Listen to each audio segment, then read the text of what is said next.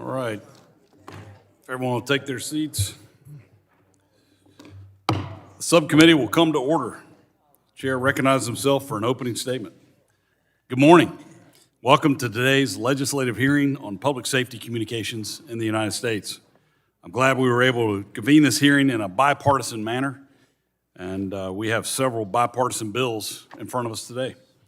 I'm looking forward to hearing from our witnesses about how these bills will improve communications for public safety and give first responders additional tools to do their jobs so they can best serve our communities and come home safe. This hearing will be the next step in advancing the important legislation before us. In September, we held a hearing examining the broad state of public safety communications.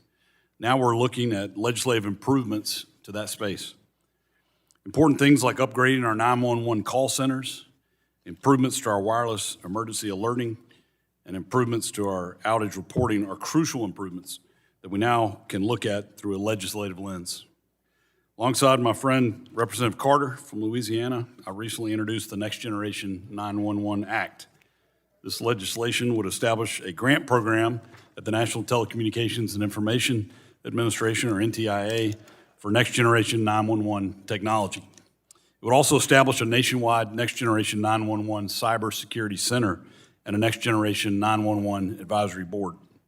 Upgrading our nation's call centers to NG 911 technology is crucial for public safety. This internet protocol-based system will open the door for advanced tools for both the public and our first responders to use. Further, this legislation will enable deployment nationwide. A patchwork of call centers that still have aging, outdated legacy systems risks a communication landscape that is uneven and non-interoperable.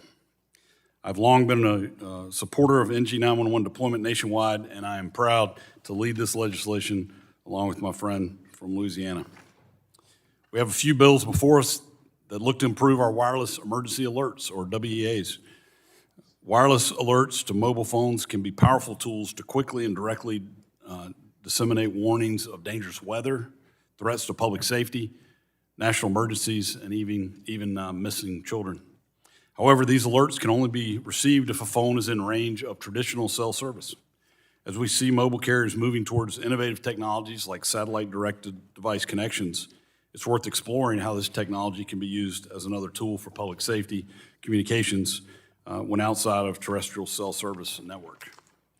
Our public safety and law enforcement officers put their lives on the line every day to help us in our times of need, and we must make sure that they have the best tools at their disposal to do their jobs.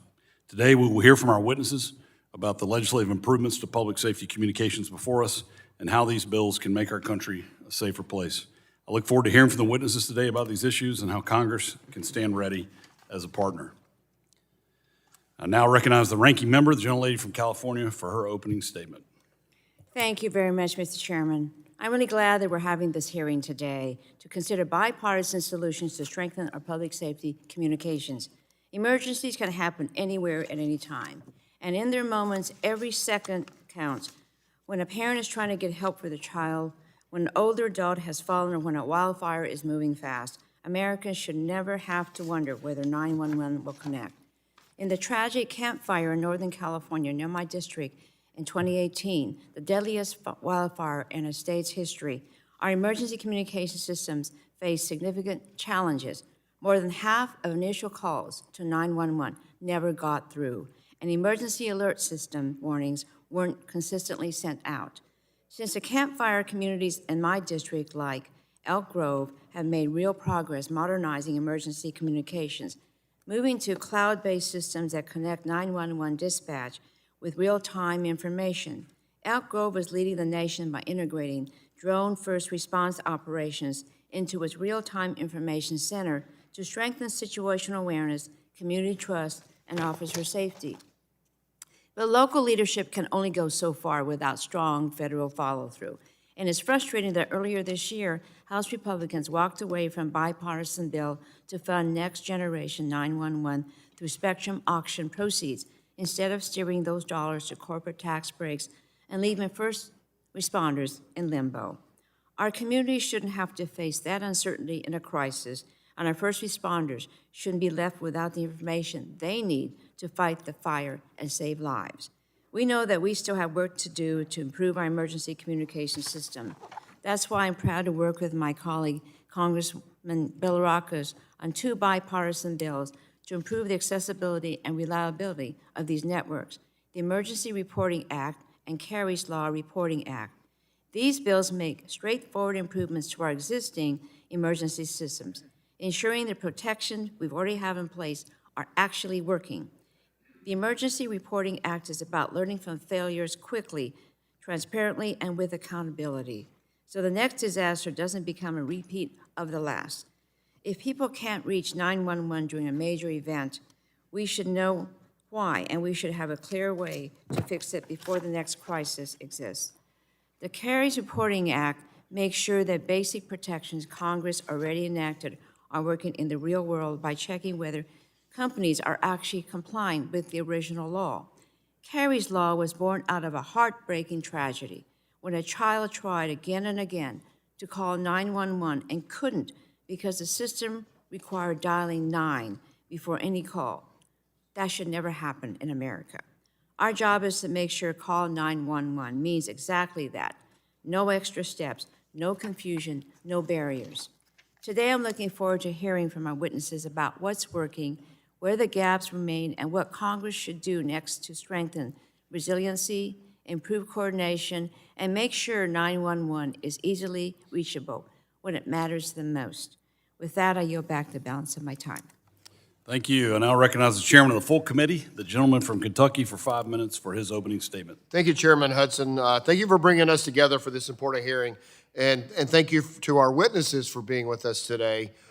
We thank you for participating. And today we're considering several critical pieces of legislation to improve public safety communications in the United States. I look forward to hearing from our witnesses about how these bills will improve public safety and help our nation's first responders better serve those in crisis. In September, this committee held a hearing to examine the broad state of public safety communications in the United States. We heard directly from first responders, emergency management officials, and public safety industry leaders about the technologies they utilize, their effectiveness, and where improvements are needed. The message was clear: reliability is non-negotiable. Regardless of the technology or service provider, first responders need certainty that their equipment will perform in the heat of a crisis. As I've mentioned before, my home state of Kentucky has faced significant flooding and tornadoes this year. Similarly to what my district experienced just a few years ago, I have seen firsthand how reliable access to communications infrastructure is critical for our first responders and communities during emergencies. Before us, we have several bipartisan legislative solutions to strengthen our public policy, public safety, and ensure our first responders have the tools they need to do their jobs. These bills will make important improvements in next-gen 911 technology, deployment, wireless, emergency alerting, outage reporting, and more. Thank you again to our witnesses for your participation. I look forward to hearing from you today. And Mr. Chairman, I yield back. Thank you. I now recognize the gentleman from New Jersey, the ranking member, for 5 minutes for his opening statement. Thank you, Mr. Chairman. I'm pleased the subcommittee is holding this hearing today to discuss legislation to make emergency communications more accessible and reliable for all Americans. For years, I've consistently advocated for passing and fully funding the Next Generation 911 Act. There are thousands of emergency communications centers across the nation, and too many of them still rely on legacy communications infrastructure that was first installed about 60 years ago.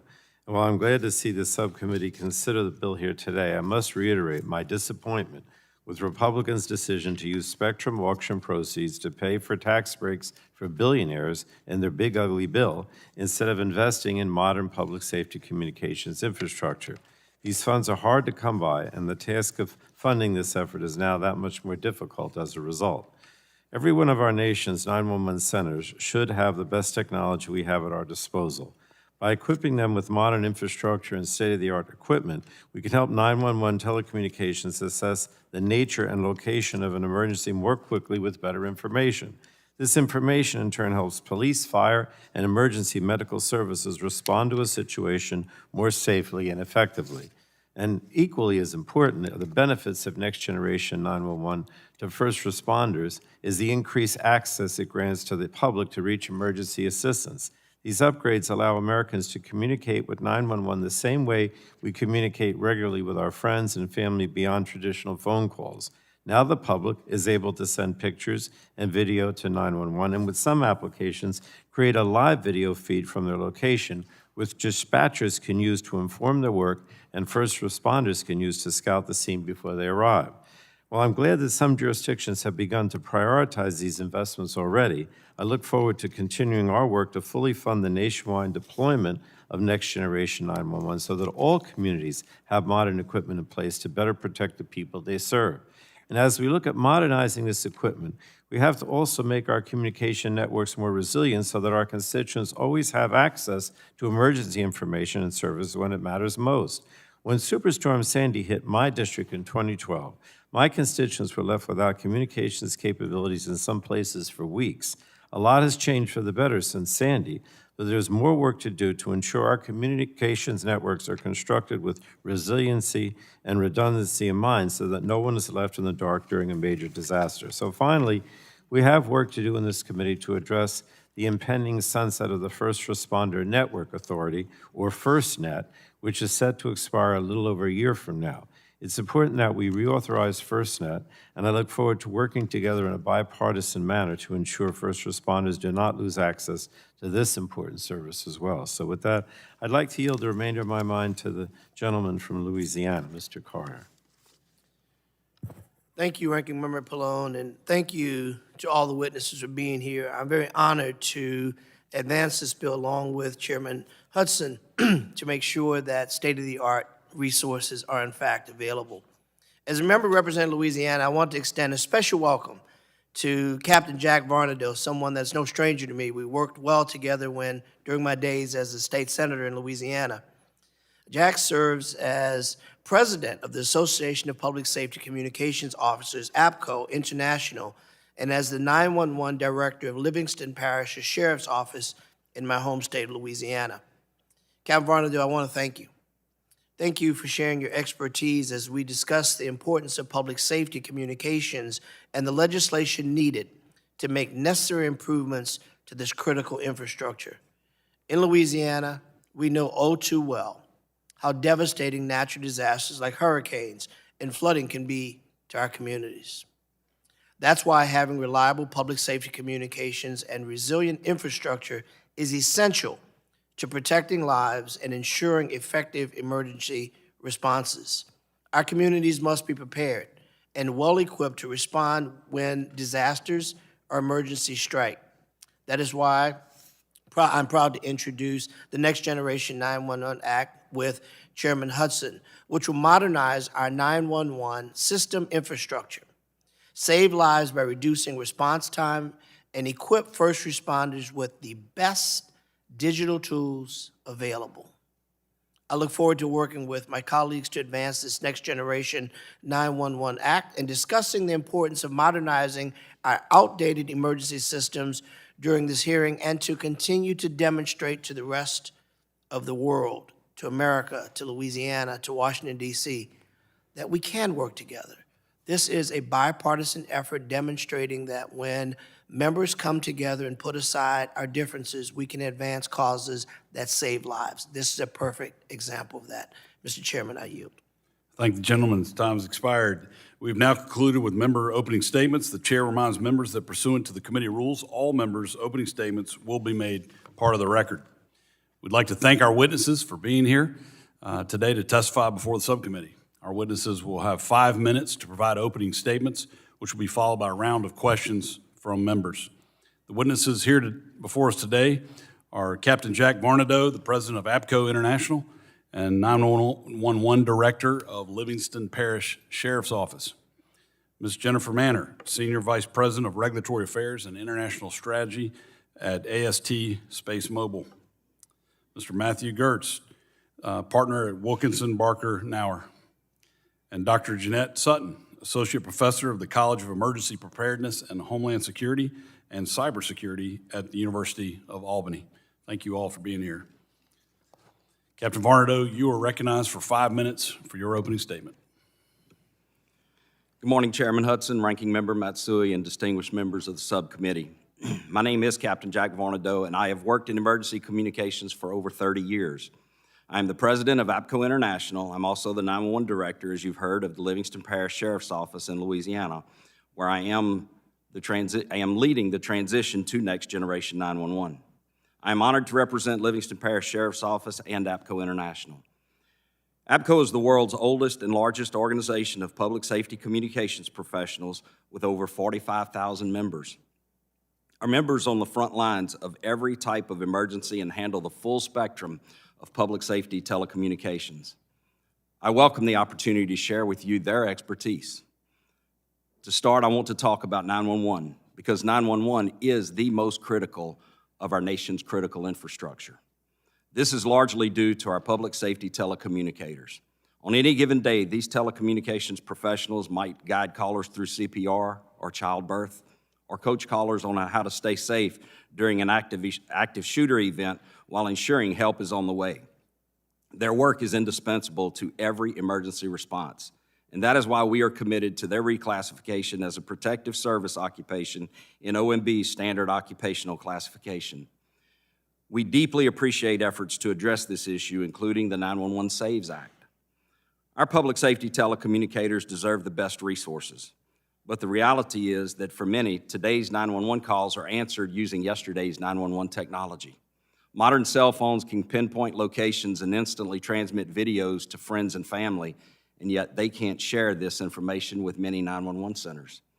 With your support, we can bring 911 into the 21st century. NG 911 isn't just an upgrade, it's a reimagining of how emergency services operate. NG 911 envisions a fully integrated ecosystem. 911 professionals, law enforcement, fire services, and emergency medical services can access and share critical data in real time, enhancing coordination, reducing response times, and improving public safety outcomes.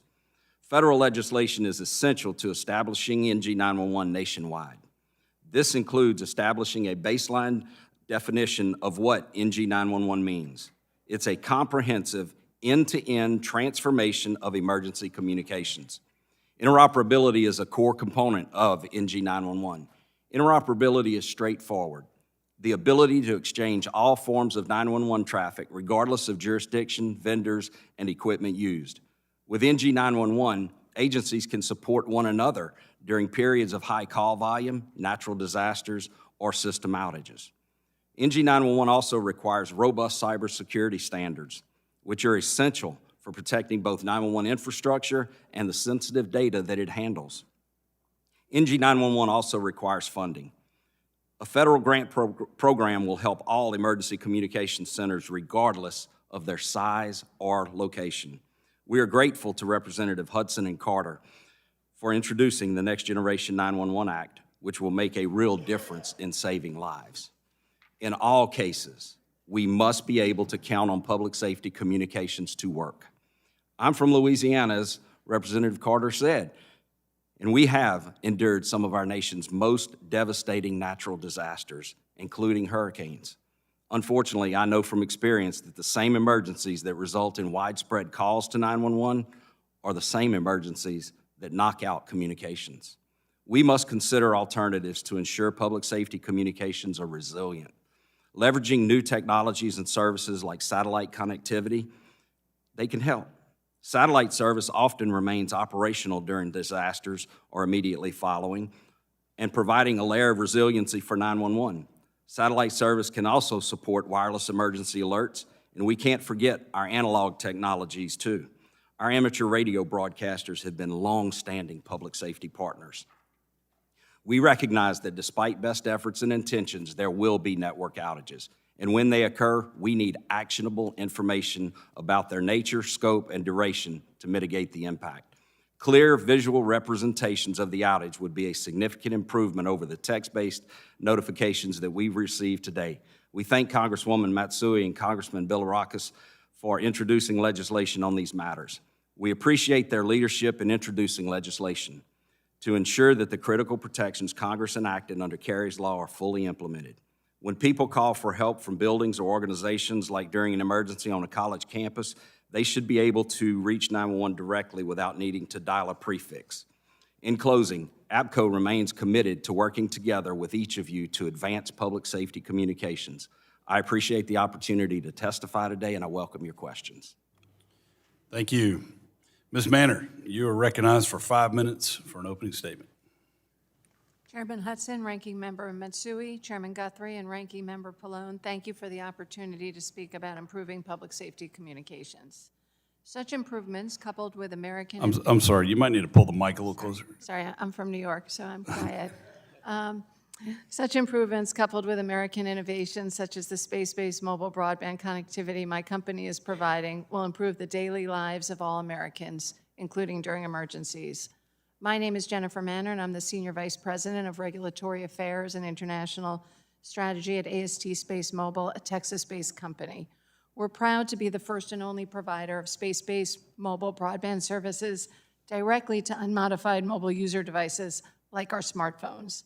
Our system is the only purpose-built system for direct-to-device services to provide a superior mobile broadband experience, voice, video, streaming, apps, even when the terrestrial network is not available. We plan to have 45 to 60 satellites in space by year end of 2026, which will enable continuous coverage of the United States. Because of our space-based wide area coverage, our network will have a vast impact on Americans' day-to-day lives and in times of emergencies. Our mission is to eliminate connectivity dead zones in the United States and worldwide and expand broadband access globally to the billions of people that are currently left unconnected. The AST Space Mobile Network will not only provide service where the terrestrial network does not exist, but also supplement the wireless networks of our U.S. partners, AT&T, Verizon, and FirstNet, where coverage is inadequate to ensure an always best connected experience. In addition to advances in industry, thoughtful governmental policy is needed to ensure reliable emergency communications. AST Space Mobile is pleased to be supportive of several pieces of legislation that are being considered today. We support the goals proposed by the Emergency Reporting Act.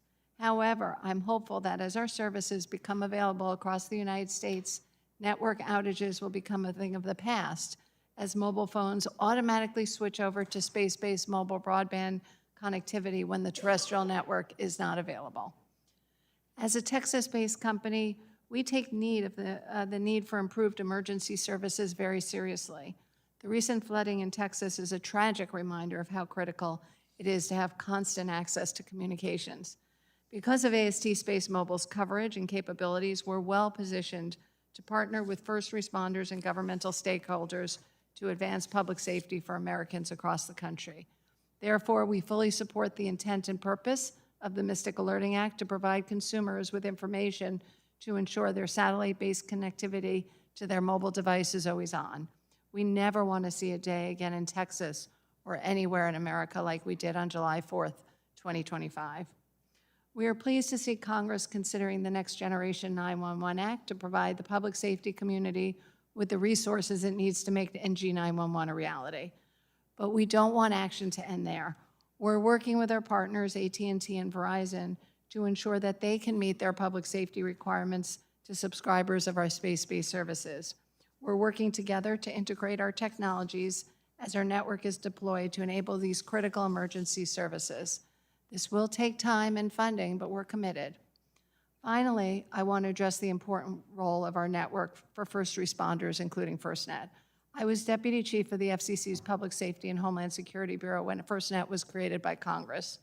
During that time, we knew access to mobile broadband satellite connectivity was necessary, but there wasn't a direct-to-device solution. Therefore, we planned for regional supplies of transportable satellite broadband equipment to be available, an important step, but it wasn't ideal as it required pre-planning. Now, because of U.S. innovation, AST Space Mobile, working with FirstNet and the public safety community, will ensure every first responder has broadband capability in their mobile device. Therefore, we look forward to the passage of the Public Safety Communications Act and working closer in collaboration with NTIA and other U.S. government agencies to ensure public safety has access to space-based mobile broadband connectivity.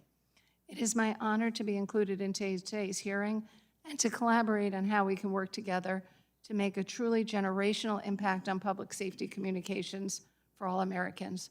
I look forward to answering any questions you may have. Thank you. Thank you. Mr. Gerst, you're recognized for 5 minutes for your opening statement. Chairman Hudson, Ranking Member Matsui, Chairman Guthrie, Ranking Member Pallone, and members of the subcommittee.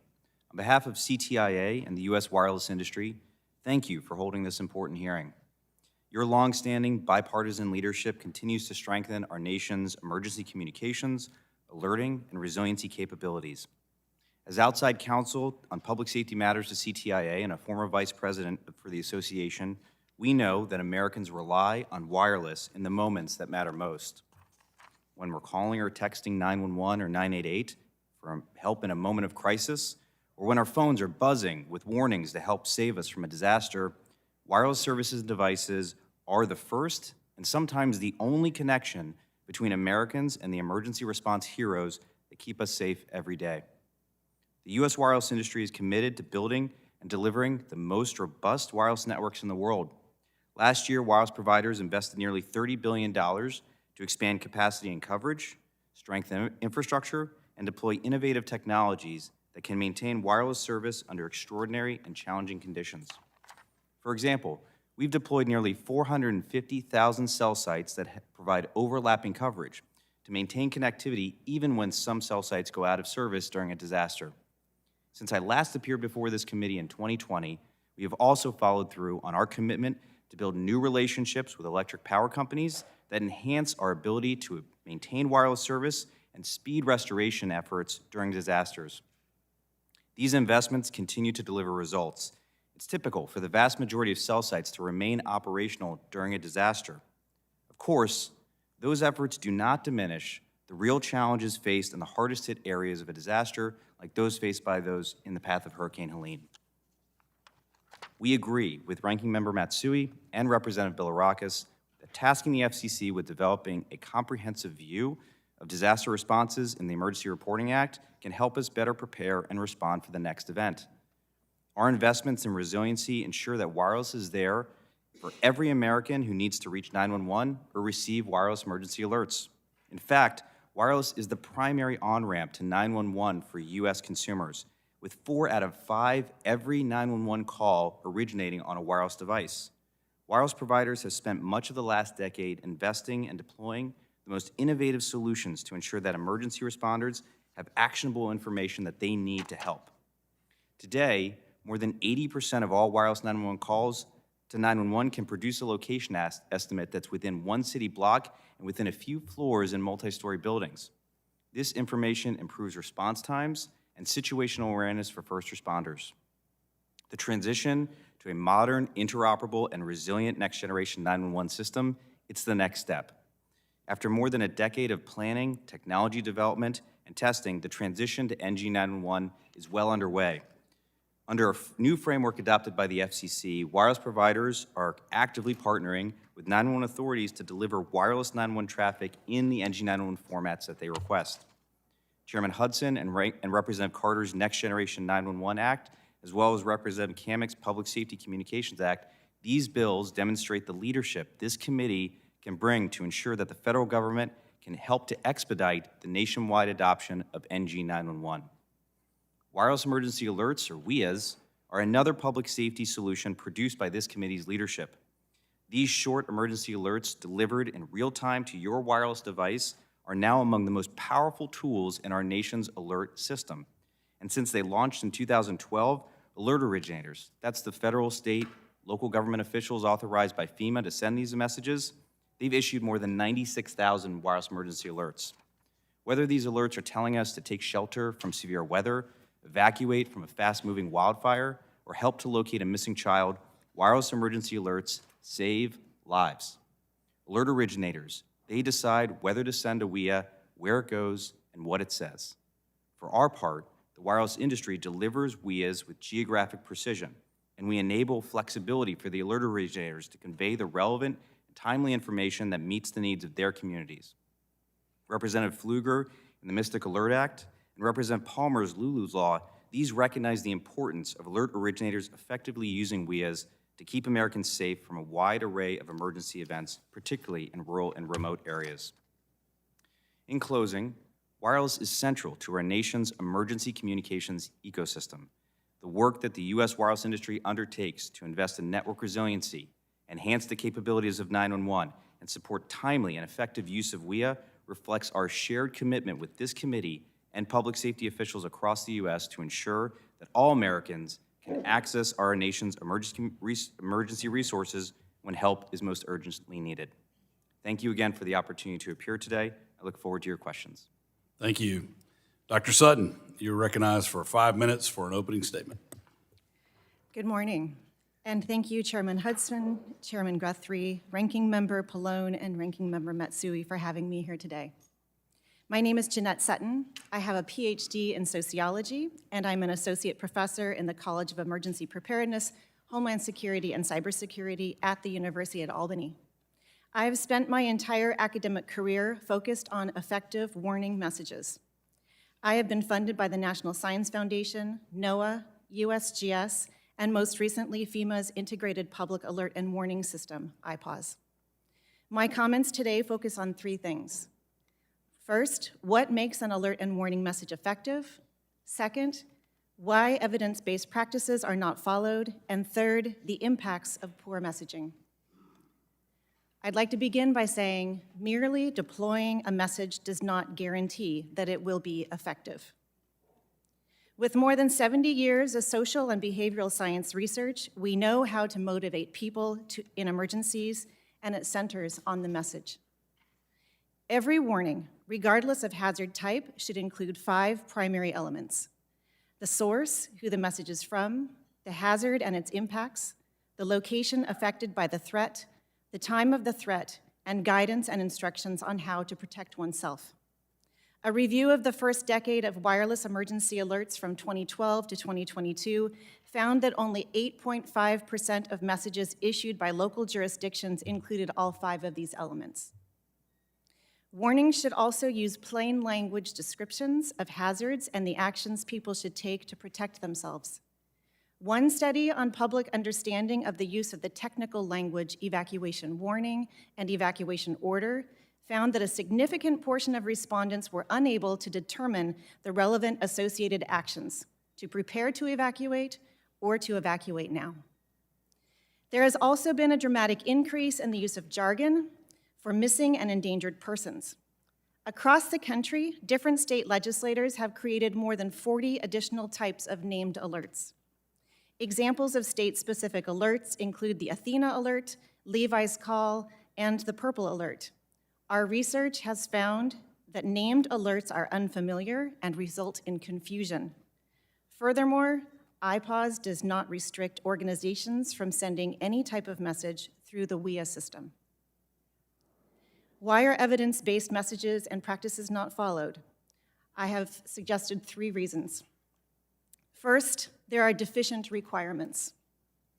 The IPAWS program within FEMA is the only resource that provides the technological capability for jurisdictions to broadcast wireless emergency alerts.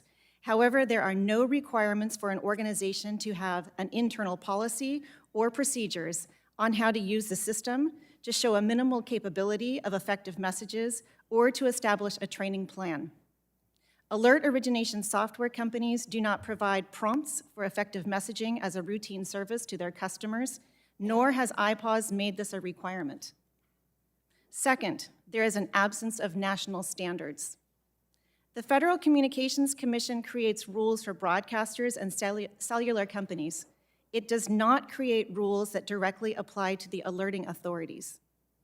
Technological changes have been made to improve the messages delivered, but no requirements are directed to alerting authorities as they make use of new capabilities. Third, there are insufficient training opportunities. There are general training opportunities for alerts and warnings provided by FEMA IPAWS, the National Disaster Emergency Management University, and Hawaii Center for Disaster Preparedness. However, none focus on effective message design. In 2022, with funding from FEMA IPAWS, my team at the University at Albany developed the message design dashboard and trained more than 500 emergency managers across the US. We found this led to a significant improvement in their knowledge, skills, and abilities. That training concluded in May of 2025, and I continue to provide independent training and consultation through my small business called the Warren Room. There are clear consequences of poor messaging. It results in concerns about over-alerting, warning fatigue, and its impacts on WIA use. One national study conducted in 2023 found that WIA opt-out rates are correlated with states that issue amber alerts and messages that are sent statewide. The state with the highest opt-out rates is Texas. In conclusion, I have 3 recommendations. We need additional funding for research to support the design of effective warning systems, including messages.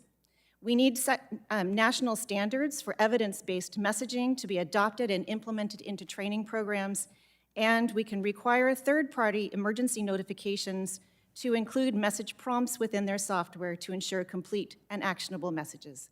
Thank you again for inviting me to speak, and I welcome your questions. Thank you. We'll now begin questioning, and I recognize myself for 5 minutes. As I mentioned in my opening statement, Next-Gen 911 technology is a top priority for me. I'm very proud of my home state of North Carolina and the way we've deployed NG 911 statewide. Captain Varnado, I understand you said you were overseeing the transition at your parish to NG 911 technology, and you've talked in your testimony about why it's so important. I want to give you a little more time to talk about why it's so important that all call centers across the country upgrade to this technology, and maybe how are call centers that are running on this legacy technology at a disadvantage? Thank you so much, Chairman Hudson. The issue that we're having in the industry is that we're building a system of haves and have-nots, and we can't do that because 911 needs to be for every single person, local, tribal, state, and federal. So talk a little bit more about sort of how the experience works with the new technology versus the legacy technology, and why that's such a disadvantage for folks that aren't upgraded. There are several disadvantages there. Number one, we can't share data in an interoperable manner. 911 calls now are rich with data, including voice, video, text, all of that. In the legacy system, there's no opportunity for that. Location data is very, very limited in the legacy systems, where in the Next-Gen 911 system, we can utilize many different sources of location to compare and accurately find those individuals. That's great. And so obviously, when someone is in trouble, the ability to locate them with real-time location data, the ability for them to share video technology, that sort of thing, it speeds up the time for emergency responders to get to them, enables them to find that person faster. That location is key. That's the very first piece of information we need. And by getting that location, we can serve that person, that caller better, whatever the situation is. It may be someone lost in the woods. It may be somebody having a heart attack or God forbid, an active shooter. We can find the location. That is key in these instances. All of the data is great, but that location data is key, and in Next Generation 911, we can leverage that so much different. Absolutely. So after so many states and localities have deployed this technology, what factors need to be considered when determining the amount of funds appropriate for this program? A lot of folks, like in my state, have already upgraded. Your parish is in the process of upgrading. The last cost estimates we had are pretty outdated. I mean, what do you think the appropriate amount of funds is for this program? Do you have an updated number in mind? I don't have an updated number, to be honest with you. I think that we're still looking at that number we've been talking about of $15 billion, but we need to, and forgive me, I speak pretty plain, okay? We don't need to kick the can down the road anymore. We need to start this process. We need to get this going in a much more organized manner, because what we're doing is we are leaving these smaller, more rural, less funded centers behind. And those people are the ones that need to be brought into this. Larger jurisdictions, well-funded jurisdictions, they have some of the resources to begin this, but in many cases, It's the smaller ones that don't have those resources. They don't have the personnel and the ability to have the technical expertise that's needed in this. We need to start moving on this. I agree with you. But the challenge for us as policymakers is we have finite resources, and we want to make sure we're deploying them efficiently. And if APCO can help us in this, we're trying to figure out what is the cost so that we can meet that need. It may be less than 15 because a lot of other folks have upgraded. It might be more than 15 because the technology is more expensive than it was a few years ago. So as much as APCO can help us drill down and figure out what exactly that need is, the better we can define it, I think the more successful we'll be in garnering those resources. We will be glad to work with you on that. Appreciate that. Chairman, thank you. I am about out of time, so if I run over, then I can't call down my colleagues if they run over. So with that, I will recognize the ranking member on the committee, the gentlelady from California, Ms. Matsui, for 5 minutes for her questions. Thank you very much, Mr. Chairman. Our nation's 911 infrastructure has remained largely unchanged since its inception in 1968. More than ever, we need to expand access to life-saving technologies such as Next-Gen 911 for faster and more accurate emergency responses. Mr. Gerst, a majority of calls to 911 originate on wireless phones, and most wireless phones today include substantially more capabilities than traditional landlines. How can the capabilities of today's smartphones be leveraged to enhance calls to 911? Ranking Member, thank you so much for the question. You're absolutely right about how critical NG911 is for our emergency communications ecosystem and for consumers, because 911 is the most important call you're probably going to make at any point in your lifetime, and we know that 80% of calls to 911 originate on wireless. So for that reason, we've been investing for well over the last decade in new solutions that can better locate people and bring the advances the way that consumers expect to be using wireless services. They call, they text, they use it, they send pictures, right? They want to be able to get that information to 911, and that's what NG911 can help us with. With respect to location, about 10 years ago, we were asked the question, hey, why can Uber locate me, but 911 can't, right? And that's because we had built purposely 911 location proprietary solutions to meet certain regulatory obligations. And we were missing the commercial solutions that everybody was using. We are actually able to leverage those solutions, and today, 80% of all calls to 911 are using the same type of mapping technologies that we use in our phones. We're locating people within a one city block and within a few floors of their if they're in a high-rise building. This is information that's improving response times for public safety, situational awareness for them, making them safer when they're responding to help. Okay, thank you very much. The Kari's Law Reporting Act directs the FCC to report on companies on compliance with Kari's Law. Congress passed Kari's Law in 2018 to ensure the public can directly access 911 from multi-line telephone systems such as those used in schools, hotels, and offices. Unfortunately, according to market research, nearly 40% of organizations who should be compliant with this law are not. Kari's Law was enacted after tragic circumstances led to a young child being unable to reach 911 from a hotel phone. This legislation would ensure that the critical protections Congress enacted are working as intended, and that no American is ever prevented from reaching 911 in their time of need. Captain Varnado, what are the risks today if manufacturers or vendors fail to comply, and how would this new reporting requirement for the FCC help ensure that the public can reliably reach emergency services? Well, I think your first question, and thank you for the question, I think your first question is the most poignant, is people will lose lives. Yeah. If we do not force these carriers and vendors to actually comply with the law, we hear reports regularly that people delayed by not knowing that they needed to dial a specific digit to get out of a specific phone line to call 911. Right. The report also asks for recommendations to Congress on whether additional legislation is needed. In your view, what gaps or enforcement challenges might require additional congressional action? To be honest, I don't know. I would have to get back with you on that. Oh, certainly, that's fine. You know, the Emergency Reporting Act aims to improve the information 911 centers receive during a service outage, which can affect the public's ability to reach 911.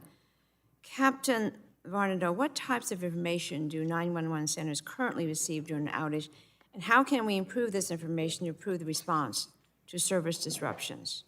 First of all, we get very generic data that could encompass many states, and it doesn't apply to the jurisdiction that it's being affected, or it's very broad data.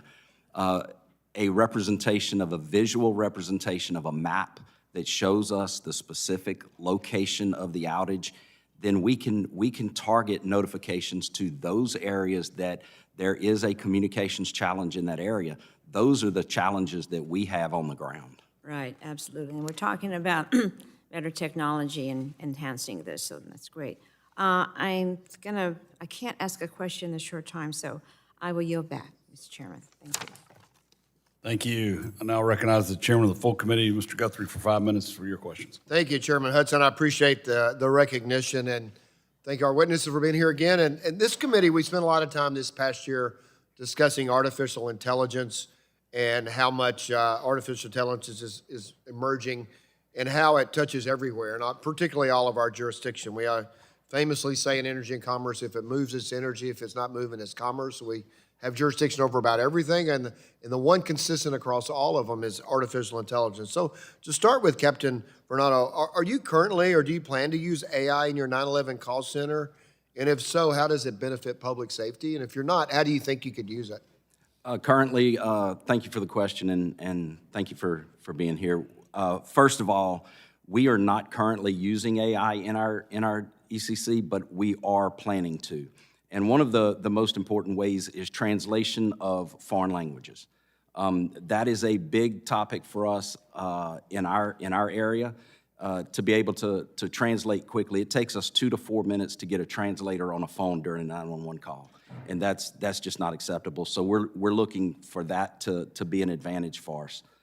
Okay, thank you. And then, Mr. Gertz, as I mentioned in my opening statement, Kentucky's had floods and tornadoes in 2021. Actually, in my neighborhood, my neighbors right behind me lost their homes. We were blessed, but it was right behind them. And it comes with, I can tell you, it came with little warnings. Like, we saw it coming, and you did see it coming for a while, but before you knew it was going to come to your area, it's just a few minutes. And sometimes they just develop, particularly if you're west of where I was. And so my question is, how do wireless emergency alerts help officials deliver life-saving information more quickly than traditional communications channels? Mr. Chairman, thank you so much for the question. And, as you just mentioned, when you get a wireless emergency alert, you know it, right? Your phone's going to light up. Somebody else's phone who you're with, they're lighting up too, and they're conveying in there, hopefully, critical information that you need to be able to react in a timely fashion.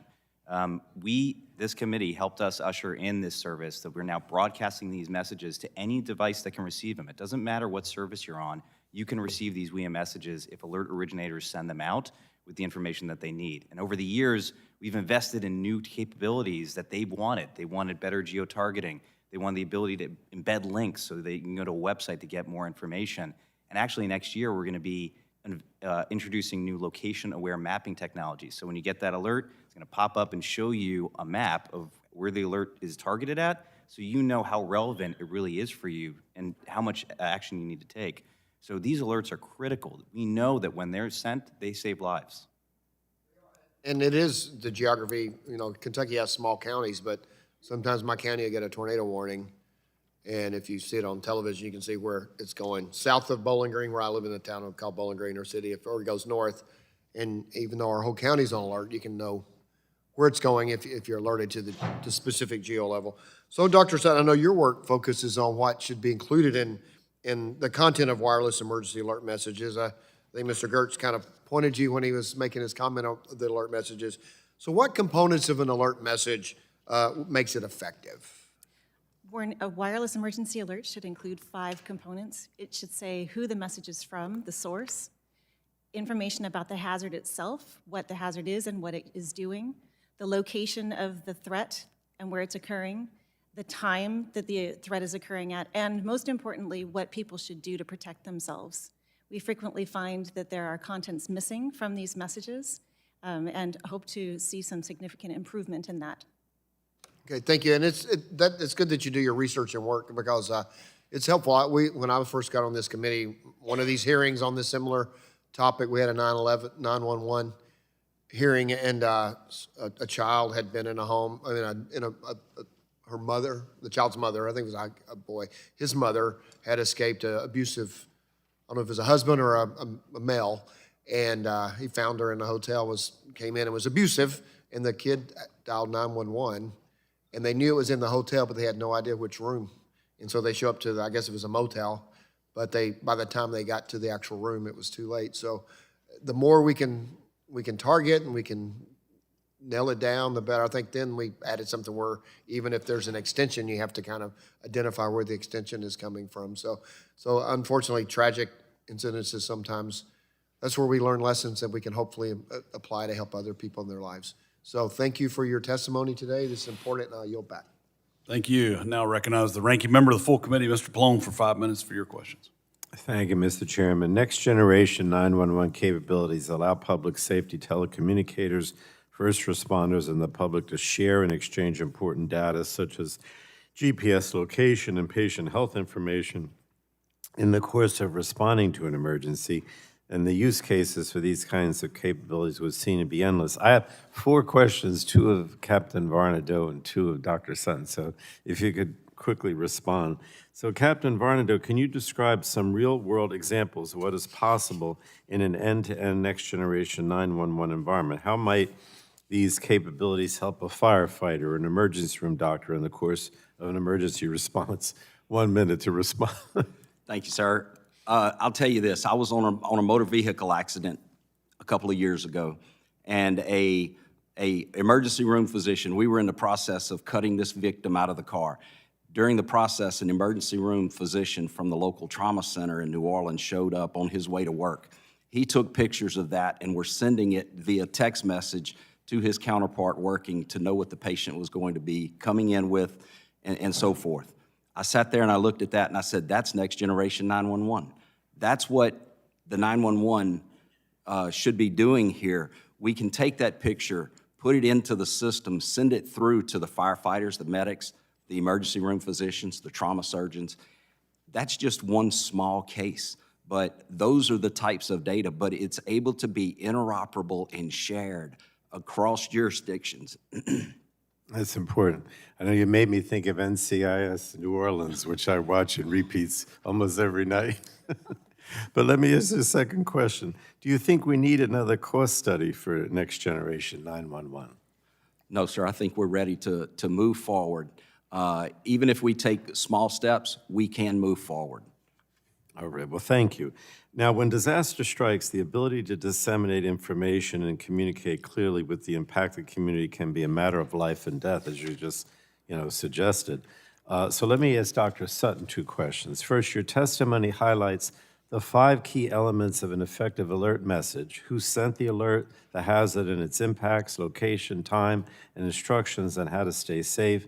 And these sound simple and reasonable, yet your testimony also notes that only about 8.5% of all wireless emergency alert messages sent from 2012 to 2022 included all 5 elements. So Dr. Sutton, what information is most often missing from alert messages, and how do incomplete messages hinder efforts to maintain public trust in a crisis environment, if you would? Thank you for the question. We know that the most frequently missing content from a wireless emergency alert is the time and the source of the message. But I think that's what's very important here is to notice that the contents that people most need is the guidance and the name of the hazard itself.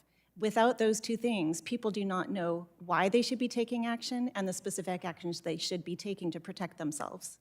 Okay. And my last question, I believe that access to emergency alerts is critical for all Americans, but I do worry that access means nothing if our alert infrastructure is used frivolously for events that are not relevant to the recipient. So Dr. Sutton, what is this concept of alert fatigue? How do some alerting practices like those requiring statewide dissemination across large states, contribute to widespread opt-outs from wireless emergency alerts and erode trust when it matters most. I am concerned about this. Many emergency managers across the United States are also concerned about this, which is one of the reasons they are hesitant to push the button when they need to. Over-alerting is one of their primary concerns, that if they issue too many alerts too frequently for things that are frivolous or not considered to be severe and certain, that they will be penalized by their community, certainly questioned very strongly about why they chose to send something. However, when you do not use the alert system, it does also erode trust, because when a message is not sent, that is when people are in the gravest danger. The over-alerting issues that we are currently seeing are related to warning fatigue and also concerns about opting out of messages. In the state of Texas, what we found in the study following the 2023 national test of the wireless emergency alert system, that the state of Texas has the most number of opt-outs, and that is related to the geographical scope of the message that they send and also the type of hazards they send messages for. So we've seen that in Texas, they send the most statewide alerts and the most Amber alerts. And perhaps the most famous alert that they sent at 4 in the morning was for a blue alert, which the FCC received more than 6,000 phone calls following that alert from people who were very frustrated by being woken in the morning for something they could not do anything about. Those are tough decisions that have to be made. Thank you, Mr. Chairman. Thank you. I thank the ranking member for yielding. Now I would recognize myself for 5 minutes of questioning. More than a year ago, Hurricane Helene, with over 100-mile-per-hour winds, ran through the entire stretch of my district and caused widespread damage and loss. We suffered multiple deaths and a loss of power for weeks in some areas. I remember the first press conference that we held in the district. There was nobody had power, nobody had communications, and people asked, where do we get, shelter?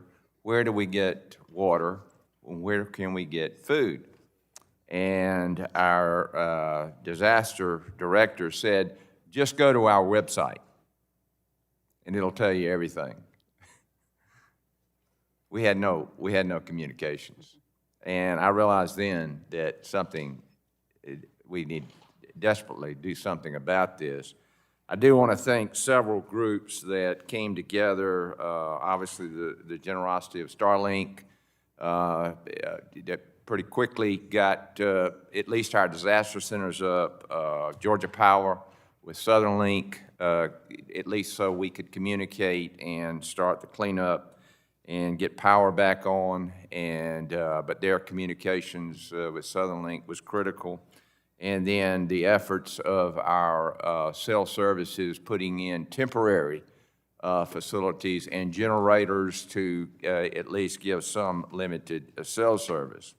But we all learned the importance of resilient communication networks when commercial networks were severely disrupted. It was next to impossible for constituents to access information and resources during approximately 10 to 12 days. I want to thank Chairman Hudson for holding this important hearing today, and to our expert witnesses, and I want to thank you for joining us. Mr. Gurris, from a cost-benefit perspective, how does investment in wireless emergency alerts compare to other public safety communication tools? Mr. Vice Chairman, thank you for the question, and thank you. Your experience in Hurricane Helene was, I'm sure, challenging, but I can say that our networks are stronger than they were before because we've spent billions of dollars deploying cell sites with overlapping coverage and capabilities. Every communication in a disaster situation is important, whether it's a 911 communication or a wireless emergency alert. We want to make sure that service is there.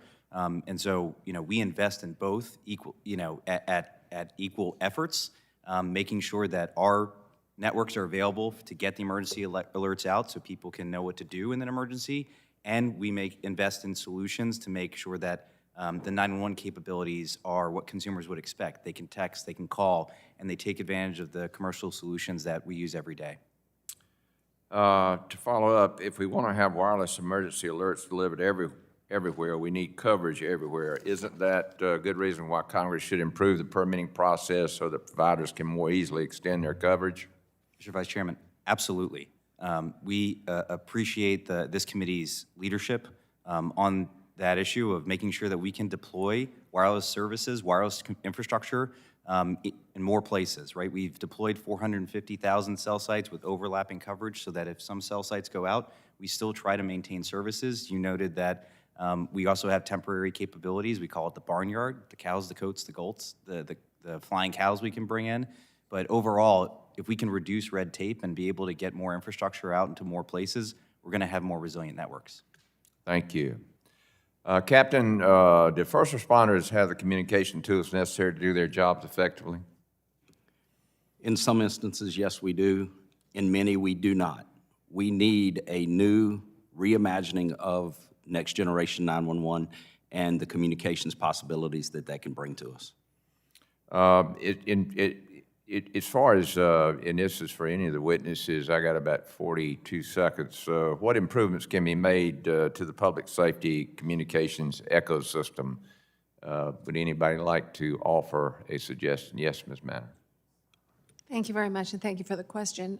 I think that's where space comes in and satellite, and you saw it yourself when you were talking about the recent example with Starlink, like Starlink AST Space Mobile actually will be providing broadband, and that will give first responders the ability when the networks are down to communicate, but also for users across the country to reach emergency services like 911. Great. Thank you. Thank you. Thank you very much. Again, thank you to the witnesses, and with that, I'm out of time. I will yield back and call on Representative Soto for his 5 minutes of questioning.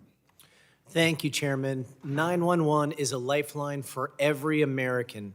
Hurricanes, medical emergencies, violent crimes, accidents. At one point or another, every Central Floridian will experience one of these emergencies, unfortunately. Cops and firefighters, EMTs, our heroes are ready to come to the rescue, but only if that call comes through. Unfortunately, we've seen Republicans took away a key funding source for 911 with the spectrum sale, using proceeds to help fund their big ugly law that was helping billionaire tax breaks. But here we are, trying to get this done finally. And Next Generation 911 will be critical, a grant program to upgrade legacy communications infrastructure for local 911 systems. The key is redundancy, cellular, broadband, satellite. When one fails, another picks up the call. We've seen this over and over again in Florida. We launch a lot of those satellites from the Cape, the district right next to mine. When everything else fails, that has been a helpful part of it, although we need to continue to increase speeds. Ms. Manor, how do you think we're doing on, it fills the gap, speeds are starting to improve. How do you think low Earth orbit satellites can help with a disaster recovery during those first couple hours to days where we may struggle, and how is the speed improving? So thank you for the question. Yes, we're launching many of our satellites from Florida. And one of the things I think that would help is there is a great constraint on launch capability today. So I think you would see more satellites being launched as launch capabilities increased. Our system's somewhat different than what's up today, which is we're starting to launch and we'll have deployed in the next year. We'll be able to provide broadband speeds. We've already tested at 120 megabits, which is comparable to what you get with your cellular system. So with that, you're going to be able to have the ability for first responders to communicate using broadband. So our partner FirstNet, for instance, or other first responders are using our partners' networks, AT&T and Verizon, will be able to have broadband communication, so downloading plans of a house if you're fighting a fire, knowing where things are. We're also working with our partners. Our system is capable for the public safety requirements, 911 and emergency alerting. So as that gets integrated into our partners' networks, this will take a little bit of time. It's a brand new technology. You'll have those services available, and I think that will make everything much easier for users as well to get the help they need. Thank you, Ms. Manor. And we've had a record number of launches, over 100 this year at Cape Canaveral. We see it twice a week from our backyard, so we know we'll be getting there. Miss Sutton, you know, in Central Florida, we have a very diverse community. We have folks who speak Spanish, Portuguese, Haitian, Creole. You add in 1 million tourists at any given time to Central Florida who could come from around the world. How can we make emergency alerts more accessible to constituents and tourists in Central Florida, especially during a hurricane, who may not speak English as a first language? Thank you for the question, and you're raising one that's very important and very difficult for local emergency managers to address. We do not have good strategies for translation to other languages. While AI solutions have been proposed, a more reliable strategy is to have in-office personnel who have the ability to do that translation activity. However, it's very limited across the states. I appreciate that Florida has a more robust activity in that area and has supported the efforts within the hurricane area of helping to do translation using AI, but it is a problem that we need more research and more resources to address. Thank you, Ms. Sutton. And you mentioned if we have translators, professionals to be able to help, that's ideal, but as Captain Varnado, you mentioned if we don't have those, AI may be the best that we can do. What has been your experience in any tests that you may have seen with attempts to use AI to improve different languages for 911? What we have seen, and I've only seen it in beta tests so far, we're going to be beta testing it here in the near future in our center in Livingston. But there are many ways to leverage AI, to leverage new technologies that are out there to improve the notifications, language translations, also transcriptions of calls that we can actually see the transcription coming across and even translated at that point. Thank you. My time's expired. Thank you. Chair, and I'll recognize the gentleman from Virginia, Mr. Griffith, for 5 minutes for your questions. Thank you very much, Mr. Chairman. I appreciate you calling this important hearing, and I appreciate all of our witnesses for being here today. Ms. Manner, your company, AST Space Mobile, recently seems to have a great use case in rural and mountainous areas like the area I represent in Southwest Virginia. Can you speak to the reasons why a mobile service provider currently may not allow for satellite alert capabilities? Does that make sense to you? Let me try. So thank you for the question. So I think, first off, it takes a little while to get networks integrated. So one of the things we're doing, our partners here in the United States are AT&T and Verizon. So we're working them. This is a first time that you're ever integrating satellite into the emergency alert system. So we're working with testing with AT&T and Verizon. So you will see it. It's just going to take a little bit of time for it to get to a place. We don't want to deploy before it's reliable and people can depend on the service. And I do appreciate that. I will tell you that this is of great concern to me because when Hurricane Helene hit, I'm just over the border from North Carolina to one county in particular, and part of one county were hit not quite as hard as the worst of North Carolina, but pretty darn close. Most of my district was hit in some heavy fashion, and for various reasons. And I checked into it afterwards, and it was different stuff in different parts and different carriers. In at least 5 of my counties, we lost cell service completely. We lost land lines because of the disruptions, the flooding and the wind, and then we lost cell service. And if it wasn't for space-based technologies being brought in, we would have been really literally up the creek without a paddle.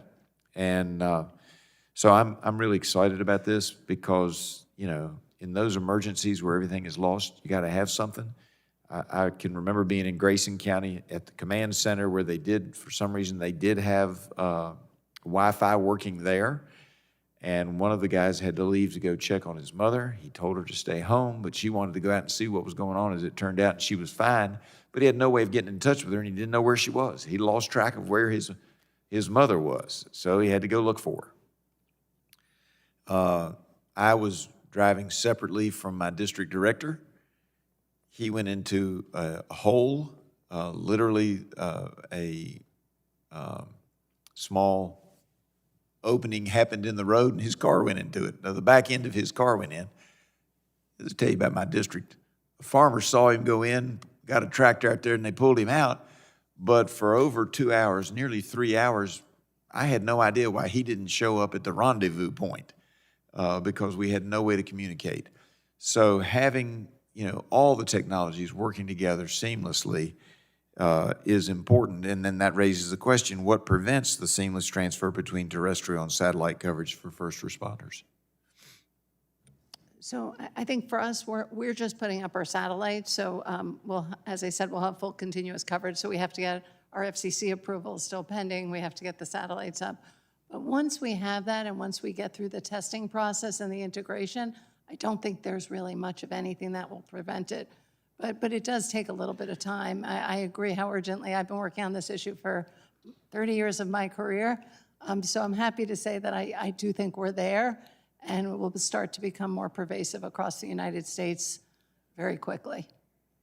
And I think that's great. I just have to tell you that I know there are a lot of people who want fiber run to every house. In my district, in some areas, to get to that house at the end of the last mile or the last mile and a half or the last 2.5 miles, you're talking about more than $100,000, maybe a couple $100,000 to get to 1, 2, or 3 houses. Those folks would be thrilled to have space-based of any type available to them. I know that's not what we're here about today, but it's extremely important, and competition always lowers prices, which is important to my district as well. Captain, let me ask you a question, and I appreciate you being here today. So, I'm a little biased towards the space stuff, but what type of mobile network outage information would be helpful to first responders during a natural disaster? Knowing a visual knowing of what is out. Right now, I can look at my power companies and I can tell what power lines are out, where power is not being provided, but I can't tell where my telecommunications infrastructure is not working. And I've run out of time, and the chairman's going to beat me down, so I appreciate that answer. But that's extremely important because I didn't know why my district director wasn't responding. And if we'd had some way, when I was at the command center in Independence, Virginia, for Grayson County, if we'd had some way of knowing that we were out. The only reason I know that there were 5 or 6 counties out is I was traveling in those counties, didn't have service. That's the only way I knew that. I yield back. Thank you, Chair. And I'll recognize the gentleman from California, Mr. Ruiz, for 5 minutes for your question. Thank you, Mr. Chairman. As an emergency medicine physician and previous command physician for the city of Pittsburgh during my residency at the University of Pittsburgh affiliated residency in emergency medicine, I understand that when someone dials 911, they're often experiencing the worst moment of their life. They expect their call to go through, that the dispatcher can locate them, understand the situation, and send help immediately. Unfortunately, in too many communities across this country, including parts in my district in the Coachella Valley and Imperial Valley that I represent, that expectation is not always met. In my district, first responders cover vast rural areas, agricultural communities, tribal lands, and desert terrain. During extreme heat events, wildfires, flash floods, or medical emergencies, reliable communications can mean the difference between life and death. You all know that speed is a factor during emergencies. And yet many 911 centers still operate on legacy systems that cannot handle modern data, are vulnerable during disasters, and struggle to interoperate across jurisdictions. Copper wire theft has compounded these challenges, leaving some communities without reliable landline service and further jeopardizing access to emergency help. That is why next generation 911 is so critical. NG 911 allows text, images, video, and precise location data to reach dispatchers' capabilities increasingly necessary when a caller cannot speak, does not know their exact location, or is calling from a mobile device. But technology alone is not enough. Congress must ensure that policy, funding, and governance structures allow these systems to function when they are needed most. Captain Varnado, what are the main barriers, financial, regulatory, technical, or all of the above, preventing rural and underserved communities like the Coachella and Imperial Valleys from fully adopting Next Generation 911? I think the largest is funding, especially in the rural areas, because they don't have the infrastructure to have the resilient and redundant features of Next Generation 911. Thank you. And at the end of the day, this is about fair allocation of resources and safety. A family in rural, Imperial, or Coachella Valleys deserve the same reliable access to emergency services as someone in a major metropolitan area. Satellite-enabled connectivity has the potential to fill gaps where traditional networks fail, especially in the desert and agricultural communities.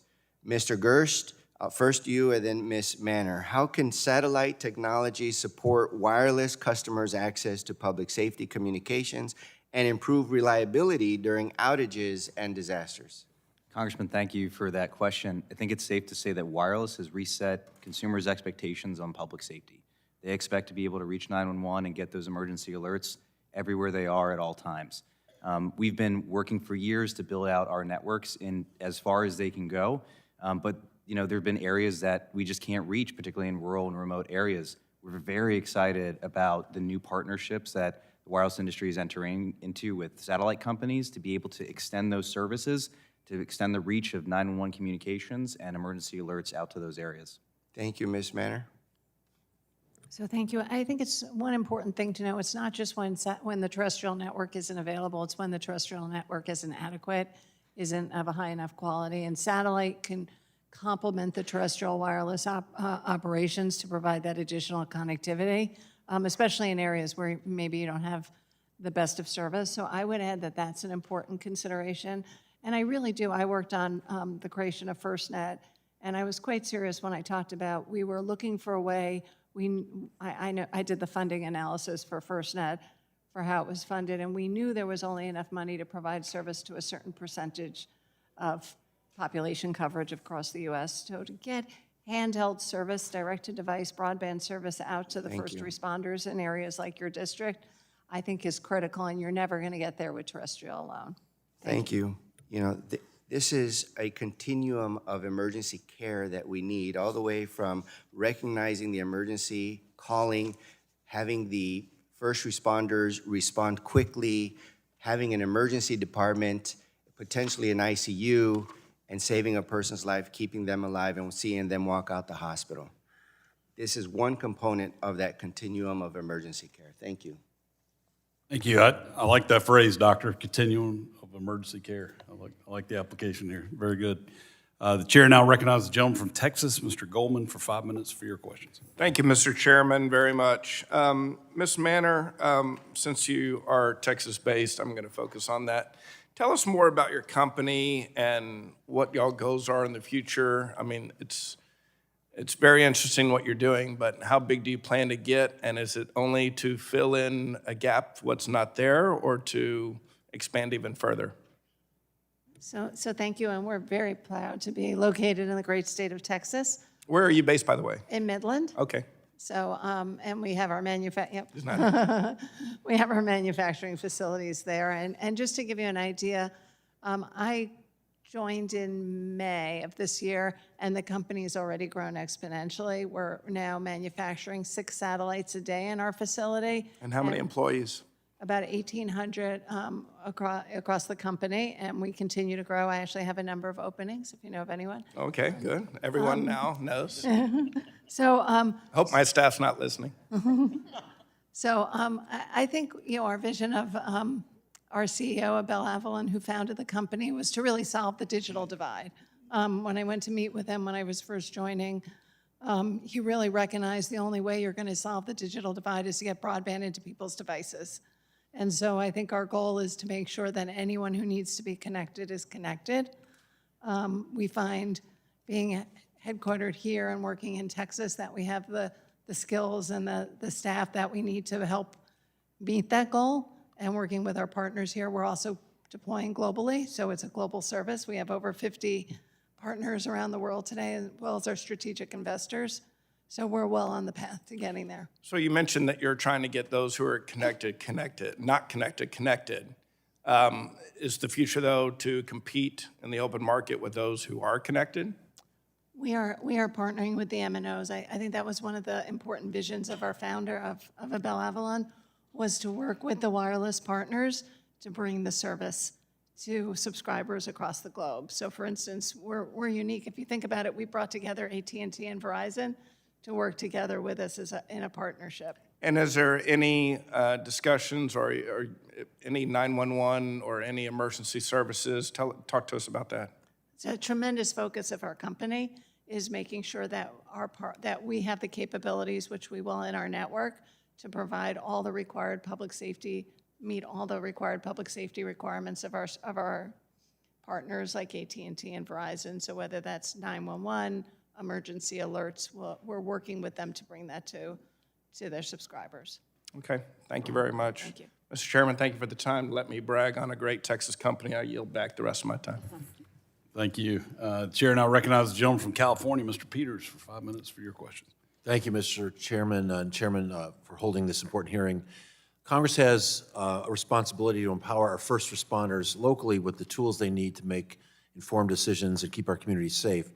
Federal investments in public safety communications will provide police officers and firefighters in San Diego and across the country with the most up-to-date information, and this ensures that they're prepared to aid the community in times of trouble. One thing I'd say, too, about our police department is it's very large, and it's difficult to make big changes all at once. And so the federal participation in terms of funding is really a smart strategy for communities like ours, and I applaud the chairman for his legislation.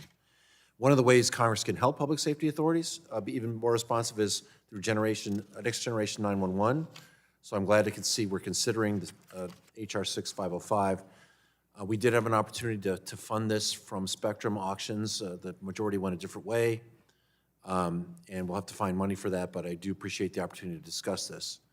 I had an opportunity recently to participate in a ride-along with my local police department, and one of the things that was most striking about it was how antiquated the technology was in the car and to respond to. And so I wanted to ask Captain Varnado and then Mr. Gerst, what sort of technological improvements have been made? What sort of upgrades would Next Generation 911 enable? What can we expect to see in the next 5 or 10 years as a result of this innovation? As communications technology advances, we're going to see major changes. But right now, we're seeing very small steps.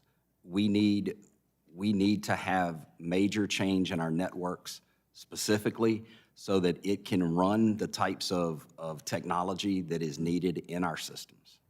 Yeah, Mr. Gerst? Thank you, Congressman. You know, for our part, the wireless industry, the connection to deliver the communications to the public safety community, we want to deliver services the way that consumers expect to be able to reach 911. That's through voice, that's through text, that's through using all of the great commercial applications we use on our devices almost every day. And so for the better part of the last decade, we've invested in these solutions. We can do multiple new things now that we didn't used to be able to do. We have text to 911 available nationwide by the providers and for the public safety community PSAPs that receive it. We have location-based services that allow us to pinpoint based on within a city block, within a few floors of a building. And we also are able now to route calls based on that information. Previously, we were doing that based on the cell site. That was resulting in some of the calls going to the wrong PSAP, and now we're using location-based information to make sure that all those calls are getting to the right PSAP. So all these technologies that are in our phones, we use every day, we're using them for public safety services too. Right, I guess the hardware follows the network, right? So once the network is available, you expect people to respond with hardware that can go in each police car, for instance, right? Yeah, absolutely. I mean, the availability of the innovation that we've seen on wireless networks, the investments in 5G technology, the investments, innovation in the devices that we get, almost on an annual basis, a new device that's got all these new features. We integrate all of those capabilities for public safety purposes too. I'm proud to represent Qualcomm in my district. They're developing advanced public safety solutions leveraging 5G technology, and also Qualcomm is a central part of developing the 6G technology. That's direct voice, video, text communications, even when cellular networks are unavailable, as with regions that are devastated by hurricanes or by wildfires. Captain Varnado, are you hearing about technology that's out there that would be helpful for our first responders already for deployment? And how will Next Gen 911 expedite the ability of first responders to adopt emerging technologies? I think the biggest is that we are currently using yesterday's technology. Right. We're utilizing technology from the 60s and 70s to run the 911 systems currently today. So there is innovation, but we've got to have that improvement in the networks so that that information can be shared, it can be interoperable, and interoperable is really the key word there. We've got to be able to share that data from beginning to end, as Congressman Ruiz said, that continuum of care. Right. That's what we really need. What's sort of the timeline of, if everything went great for you, how long do you see the network being in such a condition that we're really going to see different hardware in police cars?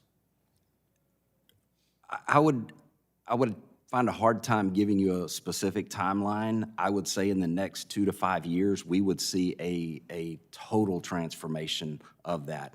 We're already seeing it with AI coming. APCO and ICERT are working together on AI innovation and things. So I think it's coming. My time has expired, Mr. Chairman. I yield back. Thank you. Thank you. Chair now recognizes the gentleman from Texas, Mr. Pfluger, for 5 minutes to ask your questions. Thank you, Mr. Chairman. At the most recent hearing on public safety, we heard about the critical role that wireless emergency alerts play in public safety and how low Earth orbit and satellites with direct-to-device capabilities from mobile carriers can enhance that. During natural disasters, when communication infrastructure is damaged, or in rural areas where it doesn't exist at all, like in my district, mobile service can be inconsistent. Not having access to emergency alerts can also mean the difference between life and death. And every member of this committee has learned this all too well, whether it was during wildfires that we've talked about today or the flooding in Central Texas at Camp Mystic, for which the bill I'm going to talk about is named after. And on July 4th, the devastating floods swept through my hometown and throughout much of Central Texas, where 2 of my daughters were attending camp.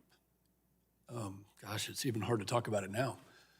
But these alerts can be life-saving. And you know, you see the damage that was done at that time there.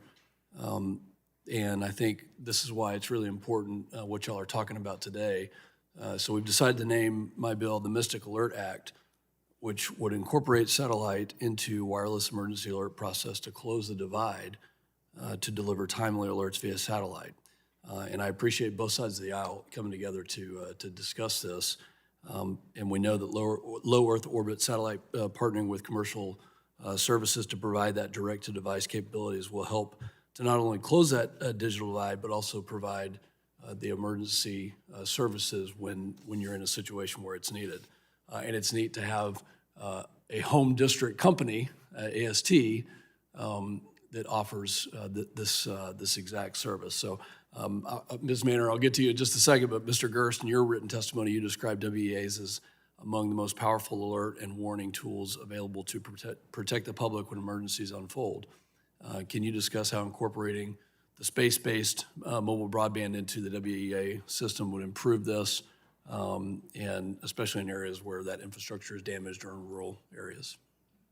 Congressman, thank you so much for your question. I know this is a personal issue for you. It's personal for me too. The dad of kids who go to summer camp. We as work, when they're sent, they save lives. And so our goal is to get those messages out as quickly as possible with the capabilities that our networks, wireless networks, can reach. But we know that they don't reach all areas right now, despite all of our efforts and investment and deployment. So we're very excited about the opportunity to partner with satellite companies. We're in the very early stages of that right now, but there are some advancements we're seeing already. Your bill shows real leadership to help us move that forward, so thank you for that. Well, thank you, and Ms. Manner, we're very proud of AST and have been following the progress for many years since my very first visit in Midland, Texas, to watch what y'all are doing with satellites. But can you talk about the work that you're doing, that AST is doing to support the emergency alerting system, and how incorporating space-based mobile broadband into the WIAs would help first responders in the preparedness? So thank you very much, Congressman, and we're very proud to be a Midland-based company. So I think going back to basics is our network ensures that we have emergency alert capability. That's part of our DNA, part of our recipe. So right now we're working with our partners here in the U.S., AT&T and Verizon, to make those services available.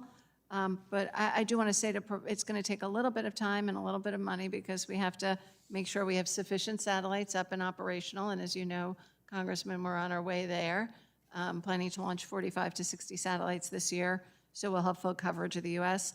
And we must complete network integration with our partners. But when it's deployed, that's where we get exciting, is that U.S. subscribers will be able to receive emergency alerts even on the most tragic days in the U.S. when the terrestrial network's not available. And that's why we do support the purpose and intent of the Mystic Act. So thank you very much. Well, thank you. Thank you for the work that you do.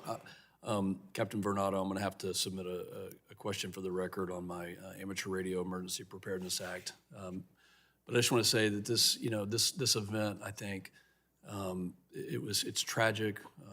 There's the loss of life along the Guadalupe River, where I've grown up as a kid, and now having kids that are attending that camp was just so tragic. And this is something, technologically speaking, that y'all have a solution for, that I'm very hopeful that our Congress can come together to utilize this and to prevent that from happening, not just there, but in any area, in any circumstance, that we can have that information at our fingertips. And Mr. Chairman, thank you for holding this hearing. I yield back.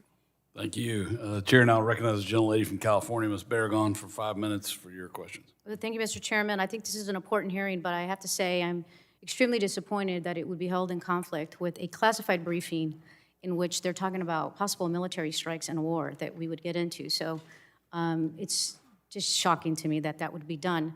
The wireless emergency alerts are one of the fastest ways to get life-saving information to the public. And so I'm so grateful for the work that everybody on this panel has done on that work. They give families the critical seconds they need to stay alive during fires and earthquakes and other emergencies.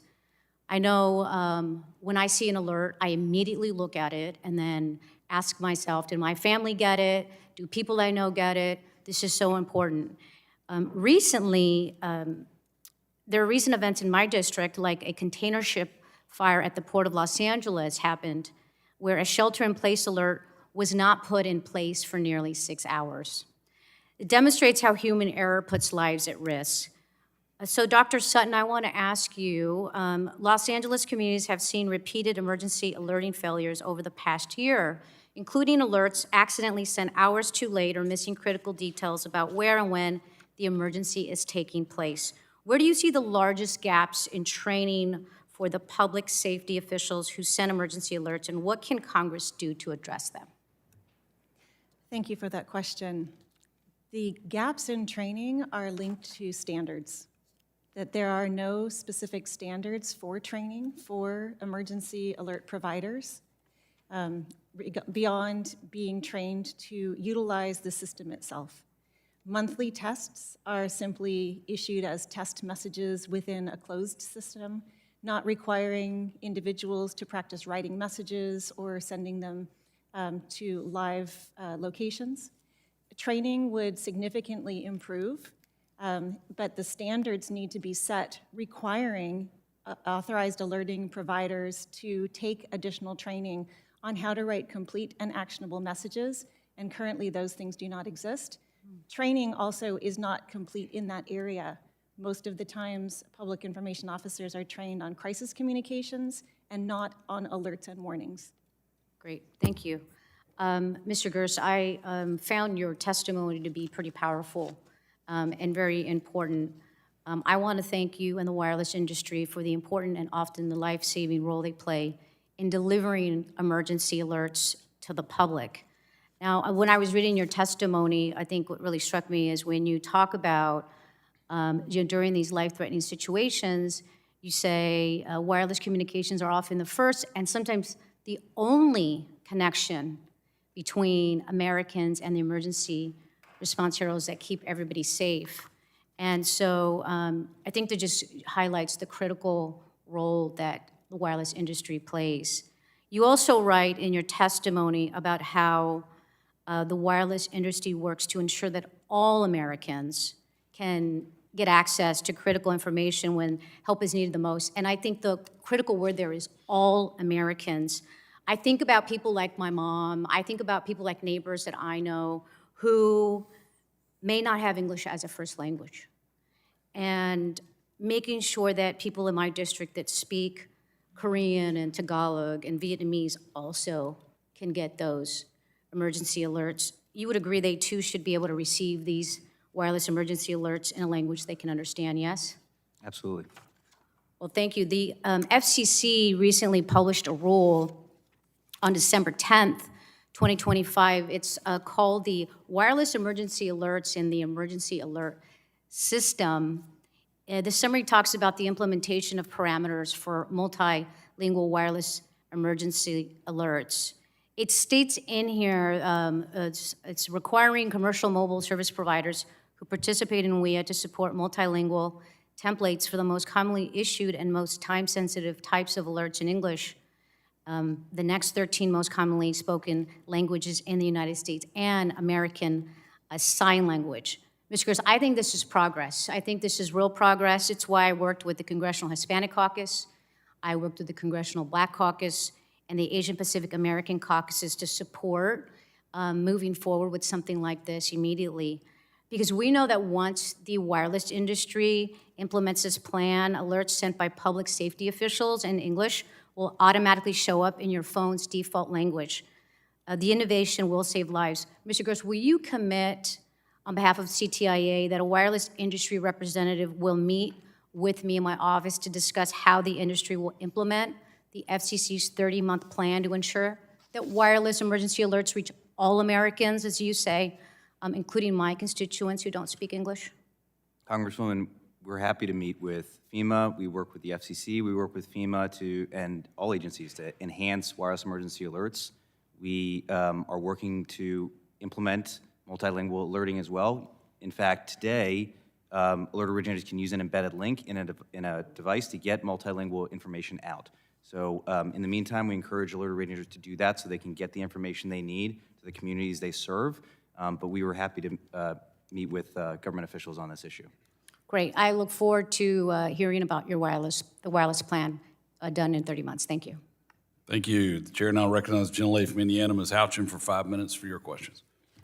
Thank you, Mr. Chairman. Thank you to the ranking member and the witnesses for being here today for your testimony. I'm glad to see this committee is taking up a slate of bipartisan bills. Public safety communications is one of those rare areas where the technology is moving fast, the stakes are high, and Congress has a real opportunity to make systems work better in the moments that matter most. When I've met with first responders in my district in Southeast Indiana, I consistently hear that clear, coordinated systems allow them to share information quickly, direct resources effectively, and keep both first responders and the public safe in very, very critical moments. We've heard today how much the landscape has changed. Wireless networks now carry more than 80% of 911 calls, and providers are investing heavily in resiliency and backup power. But at the same time, our 911 professionals are still operating on infrastructure that traces back to the 1970s. Without federal standards or directed funding, adoption of next-generation 911 remains an uneven and fragmented process across multiple states and localities. Against that backdrop, the bills before us today, ranging from the NG 911 Act to the Mystic Alert Act, the Emergency Reporting Act, and others, represent a chance to build a modern, interoperable, and resilient public safety ecosystem. Mr. Varnado and Mr. Gerst, several bills today aim to strengthen interoperability across public safety ecosystems. What should Congress prioritize to ensure that 911 systems, alerting platforms, wireless networks, and emerging satellite services function as a unified network across state and local boundaries? I think Congress should adopt a comprehensive framework for our next generation 911 to ensure all communities have access to modern, reliable, and interoperable emergency communications. Congresswoman, thank you for the question. We are working every day right now to work with 911 authorities to implement next generation 911 for our part. Our part is delivering the calls to the call centers.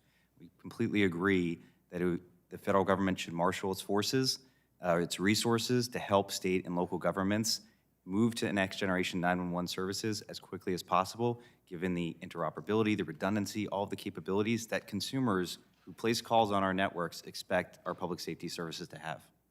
It's really, honestly, unbelievable to me that we're here at this point when we're 20 plus years post 9/11, when we saw those interoperability problems exacerbated to tragic levels. And we're still yet talking about next generation 911. So I do hope that this hearing will move our work forward to completion. Mr. Gerst, as NG 911 systems come online, AI tools are already being tested for call triage, translation, and identifying high-risk situations.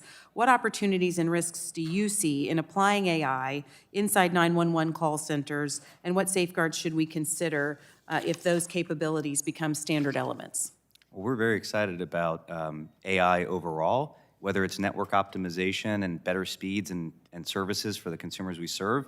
And we're also seeing how AI can be helpful, as you mentioned, in triage processes. I believe NTIA put out a report just a couple weeks ago that their analysis that was provided to them showed that AI using triaging non-emergency calls reduced those calls by 40%.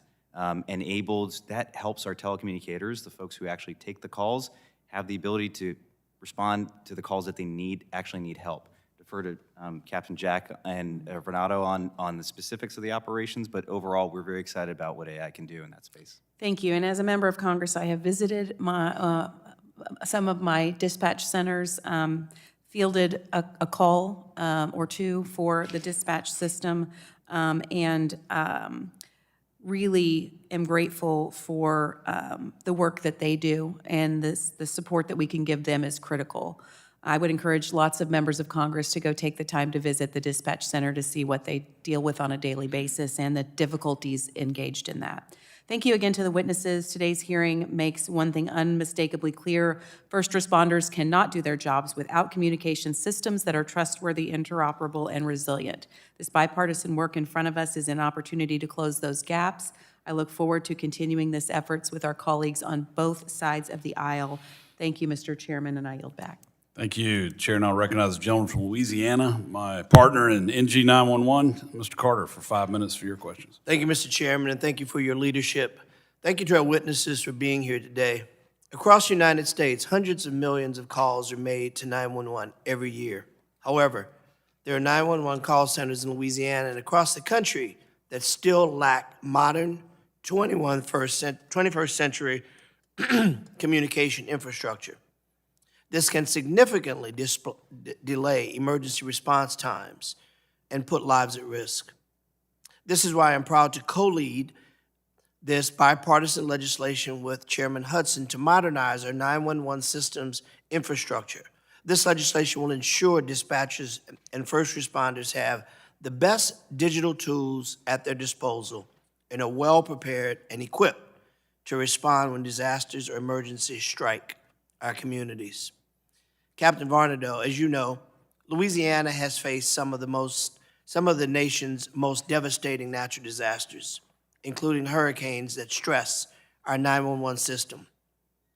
How can improving our interoperability between emergency communications centers across parishes help ensure that first responders can coordinate effectively during these events and maintain reliable access to 911 for all Louisianians?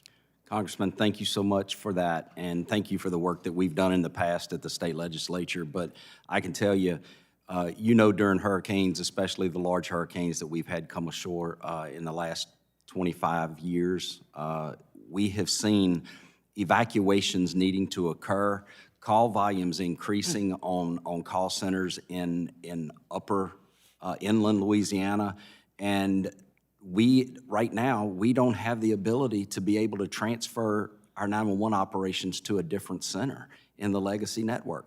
We need that ability to be able to transfer that and get them out of harm's way for being able to be the resource during times of emergency. So a resilient, robust, and secure network is what we need to be able to function for our citizens. We don't take everybody out of the cone of damage. We're staying. A lot of pieces of this puzzle that people never see.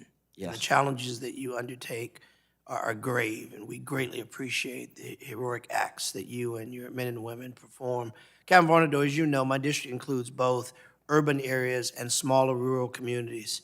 Many of the rural and underserved areas in my district face unique challenges, including continued reliance on outdated 911 legacy systems. How would funding from proposals like Next Generation 911 Act improve and enhance emergency response capabilities in rural and underserved communities that might lack adequate communication infrastructure? It's going to give them a level playing field to be able to access those high-speed internet networks. They need the ability. In many of those rural areas, there's one internet provider. There's one. There's no resiliency there. That's why we're glad to see the satellite companies coming in to be able to here in the near future, be able to do that. But we need to have resilient and redundant communication networks.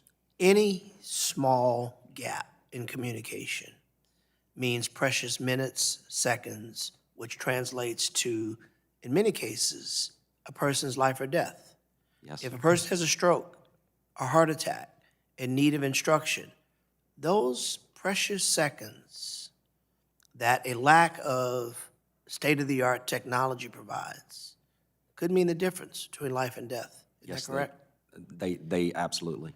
So can you describe the importance of cybersecurity in the transition of Next Gen 911? Can these upgrades alleviate some of the security vulnerabilities that might exist across the antiquated legacy systems? In yours and Chairman Hudson's bill, it does that. It sets up a cybersecurity resource center that we can share data about threats. But in our current legacy systems, the operating systems on a lot of these are so old, they cannot even take some of the new cybersecurity measures into place. So there is a huge vulnerability right there. But in your bills, they actually have that cyber resource center that we need so badly because we're not the experts in cybersecurity. But you are the experts in saving lives. We are. And as we conclude my portion of this and pass on to my other colleagues, I want to say thank you. Thank you to you all for the incredible work that you do, the unsung heroes that often people don't see. They don't see the voice behind 911, the person that offers the help, the person that administers the resources. So we've never said it before. Let us be very clear. We greatly appreciate you. Thank you. I yield back. Thank the gentleman. The chair now recognizes the gentlelady from Virginia, Ms. McClellan, for 5 minutes to ask your questions. Thank you, Mr. Chairman and Ranking Member Matsui, for holding this very important topic, hearing on a topic that impacts all of our communities. As we've heard today, communities rely on 911 systems not only in moments of crisis, but for the trust and confidence that comes from knowing that help is on the way. As we confront school shootings, hurricanes, flooding, wildfires, and other emergencies, we have to ensure that our first responders have reliable, inoperable, and modern communication tools. That is a necessity, not a luxury. It is critically important that no community gets left behind in the transition to Next Gen 911. Yet the latest data available shows, and as Captain Varnado has so eloquently stated many times today, many communities, particularly our rural ones, are in fact being left behind. The most recently available data from 2021 shows that only 12 states have 100% of their population served by Next Gen 911 capable PSAPs.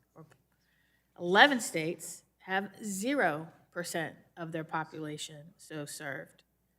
Our September hearing on this issue made clear that funding is a primary challenge to PSAPs making this transition. We've heard that here today.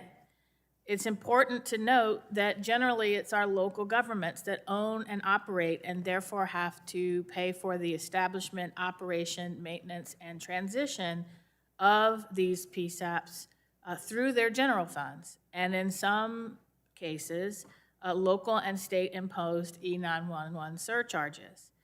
That's not enough.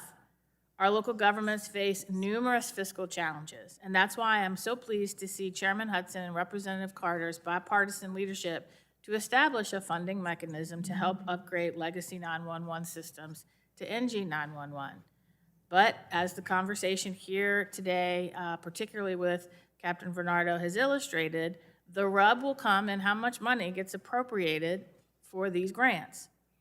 Congress last estimated the cost to transition all 5,700 PSAPs, primary and secondary, to Next Gen 911 in 2018. But the costs have likely gone up in the past 7 years through inflation, through the cost of labor, increases in costs and fiber optic components, PVC, and other insulation materials used as a result of tariffs. So the total cost to upgrade all 5,700 primary and secondary PSAPs has likely gone up.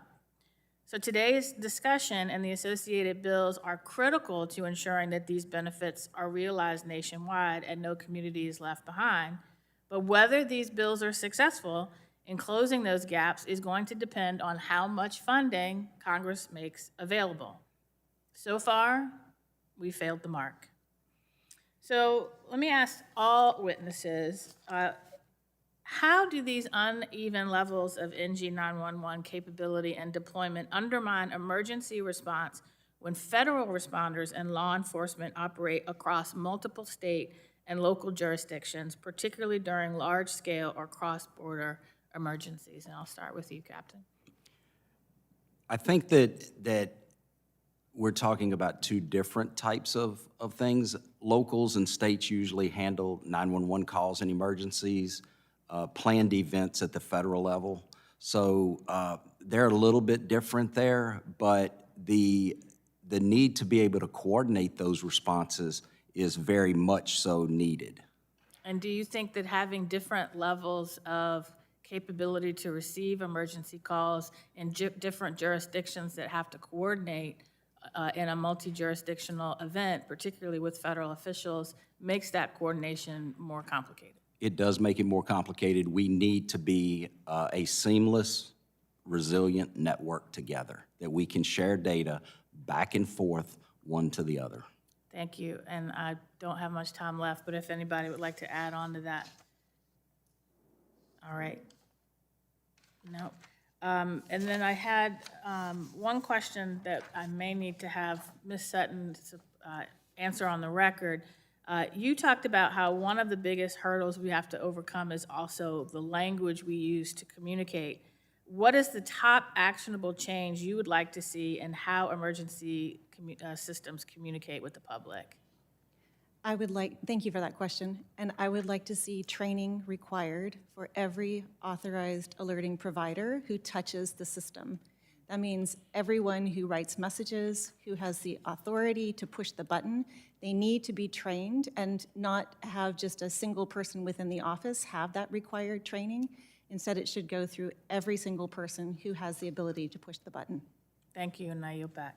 Thank you. The chair now recognizes the gentleman from Georgia, Mr. Carter, for 5 minutes to ask your questions. Well, thank you, Mr. Chairman, and thank all of you for being here. Mr. Chairman, this is such an important hearing. Public safety debate is so very important. It's also very personal for me. I had two granddaughters at Camp Mystic, and unfortunately, one of their cousins didn't make it, and Janie Hunt is now in heaven. So this is certainly something that's very important to me and to everyone who was involved at Camp Mystic. We come a long way with wireless emergency alerts, and especially at critical times, but sometimes the system doesn't work like we want it to, and unfortunately, that was one of those times. Mr. Gertz, I'm curious, and this was kind of just alluded to by the doctor, but I'm curious as to how we can make sure alert originators are providing the right information in a way our constituents can digest it quickly. In other words, do we need more training programs? Would you agree?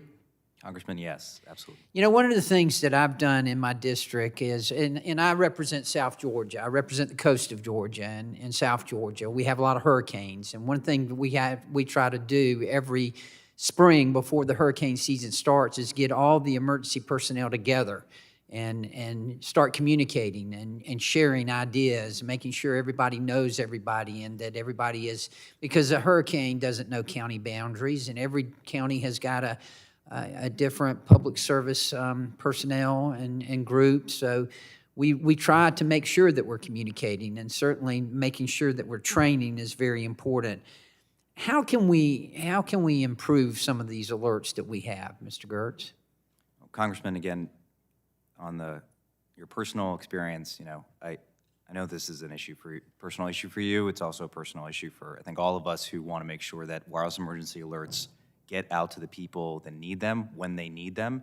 For our part, we deliver the message that alert originators send. They decide where it goes, when it goes, what it says. We have new capabilities, we've included geo-targeting. We enable different features within the devices. We're going to have location-aware mapping capabilities coming out next year. The FCC continues to encourage the industry and push the industry to add new features. Alert originators need to know how to use those features so that they can effectively serve their communities. The work Dr. Sutton is doing in trying to help train alert originators is critical to make sure that they can use those as effectively and maintain WIA as a powerful tool. What about sending emergency signals with satellite technology? I know in Western North Carolina, after Hurricane Helene, that was something that was certainly something that would have been useful.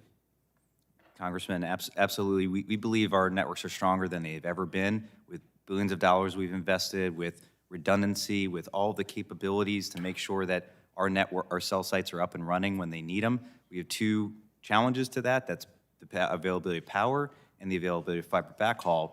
And that's why we're really excited about satellite technology, because in those situations where it's hard to get the power back on, it's hard to get to those areas to deploy that fiber, if we can rely on satellite technologies to make sure that the public and consumers can reach 911, or they can get wireless emergency alerts, it's going to make them ultimately safer. We're already seeing some examples of that today. You know, hikers in a rural area being able to reach 911, and challenges of the 911 community now having to serve those areas that they didn't have to serve before.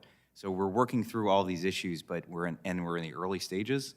It's a very exciting opportunity, though, to serve the public.